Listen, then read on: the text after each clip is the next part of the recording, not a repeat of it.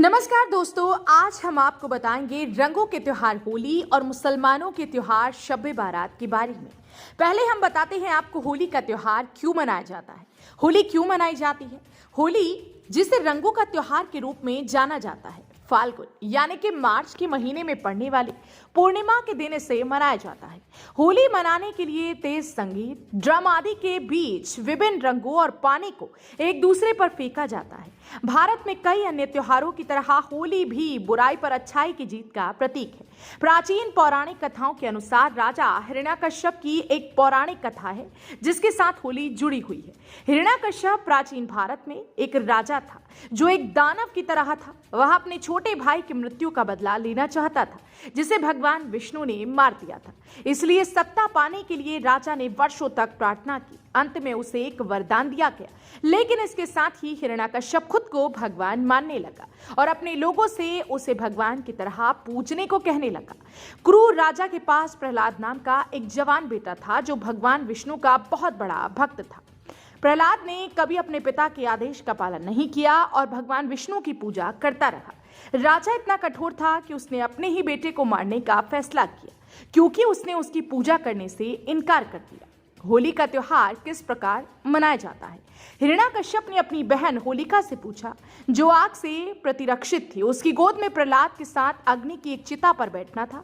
उनकी योजना प्रहलाद को जलाने की थी, लेकिन उनकी योजना प्रहलाद के रूप में नहीं चली। जो भगवान विष्णु के नाम का पाठ कर रहे थे सुरक्षित थे, लेकिन होलिका जलकर राख हो गई। इसके बाद भगवान विष्णु ने हिरण्यकश्यप का वध किया।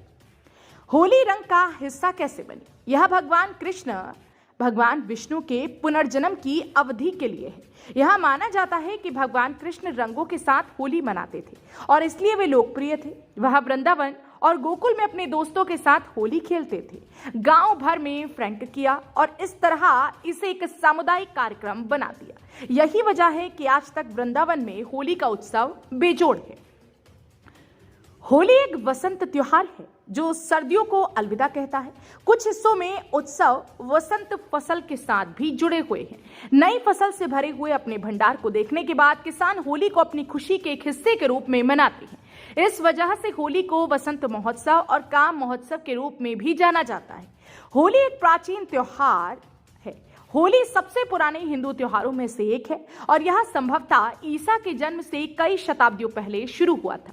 इसके आधार पर होली का उल्लेख प्राचीन धार्मिक पुस्तकों में मिलता है, जैसे कि जैमिनी का पूर्वामीमांसा सूत्र और कथक ग्राम सूत्र। यहाँ तक कि प्राचीन भारत के मंदिरों की दीवारों पर होली की मूर्तियां हैं। इनमें से एक विजयनगर की राजधानी हम्पी में 16वीं शताब्दी का एक मंदिर है।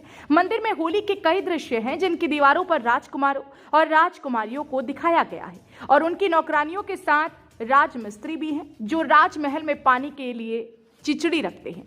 होली के रंग। पहले होली के रंगों को टेसू या पलाश के पेड़ से बनाया जाता था और गुलाल के रूप में जाना जाता था। रंग त्वचा के लिए बहुत अच्छे हुआ करते थे क्योंकि इन्हें बनाने के लिए किसी रसायन का इस्तेमाल नहीं किया जाता था। लेकिन त्योहारों की सभी परिभाषाओं के बीच समय के साथ रंगों की परिभाषा बदल गई है। आज लोग रसायनों से बने कठोर रंगों का उपयोग करने लगे हैं।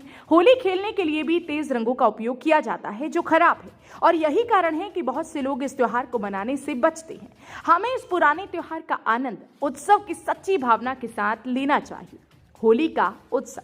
साथ ही होली का एक जो त्योहार है ये एक दिन का त्योहार नहीं है जैसे कि भारत के अधिकांश राज्यों में मनाया जाता है, लेकिन यह 3 दिनों तक मनाया जाता है, जिसमें कि पहले दिन पूर्णिमा के दिन एक थाली में छोटे पीतल के बर्तनों में रंगीन पाउडर और पानी की व्यवस्था की जाती है। उत्सव की शुरुआत सबसे बड़े पुरुष सदस्य के साथ होती है जो अपने परिवार के सदस्यों पर रंग छिड़कते हैं।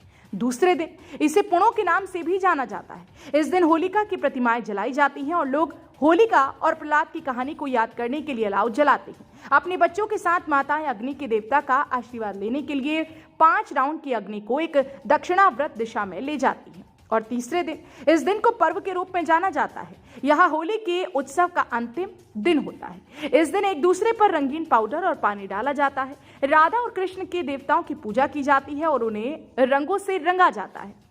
पहला प्रश्न यहाँ पर उठता है कि होली का त्योहार क्यों मनाया जाता है? तो आपको बता दें कि यह त्योहार वसंत ऋतु के आगमन और आने वाले पर्वों और बुराई पर अच्छाई की जीत के लिए मनाया जाता है। हालांकि यह पारंपरिक रूप से एक हिंदू त्योहार है। होली दुनिया भर में मनाई जाती है और एक महान तुल्य कारक है। दूसरा प्रश्न, होली का त्योहार कब और क्यों मनाया जाता है? तो आपको बता दें, होली का त्योहार हिंदू चंद्र कैलेंडर माह के अंतिम पूर्णिमा के दिन होता है। यह 2 दिवसीय कार्यक्रम है। पहले दिन परिवार एक पवित्र अलाव के लिए एकत्र होते हैं, दूसरे दिन रंगों का त्योहार मनाया। होली का त्योहार कैसे मनाया जाता है? तो आपको बता दें कि होली के लिए हम जिन सूखे पाउडरों के रंगों का उपयोग करते हैं उन्हें गुलाल कहा जाता है और पानी के साथ मिश्रित रंग को रंग कहा जाता है। हमारे समारोह में हम रंगों के बैग और पानी के गुब्बारे, रंगीन पानी से भरे पूल और पानी के झोंके या पिचकारी के साथ टेबल सेट करते हैं। अब हम आपको बताएंगे कि शब-ए बारात क्यों मनाई जाती है। क्यों मनाई जाती है शब-ए बारात, जाने इसमें क्या है खास। शब-ए बारात मुसलमानों के त्योहारों में से एक बड़ा आला दर्जे का त्योहार है।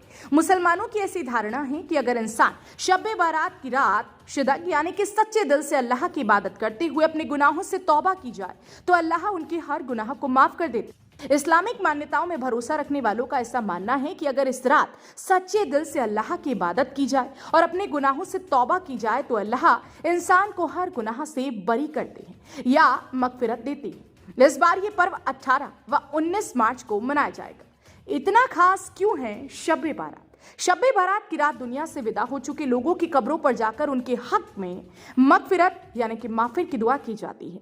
मान्यताओं के अनुसार इस रात को पाप और पुण्य के फैसले होते हैं। ऐसा माना जाता है कि इस दिन अल्लाह अपने बंदों के कर्मों का लेखा जोखा करते हैं और कई सारे लोगों को नरक यानी कि दोजख यानी जहन्नुम से आजाद भी कर देते हैं। इसी वजह से मुस्लिम लोग इस पर्व वाले दिन रात भर जाकर अल्लाह की इबादत करते हैं। इस्लामिक मान्यताओं के अनुसार इस रात को अगर सच्चे दिल से अल्लाह की इबादत करते हुए अपने गुनाहों से तौबा की जाए तो अल्लाह इंसान के हर गुनाह को माफ कर देते हैं। इस दिन गरीबों में इमदाद यानी कि दान करने की परंपरा है। इस दिन मुस्लिम लोग मस्जिदों में और कब्रिस्तानों में इबादत के लिए जाते हैं।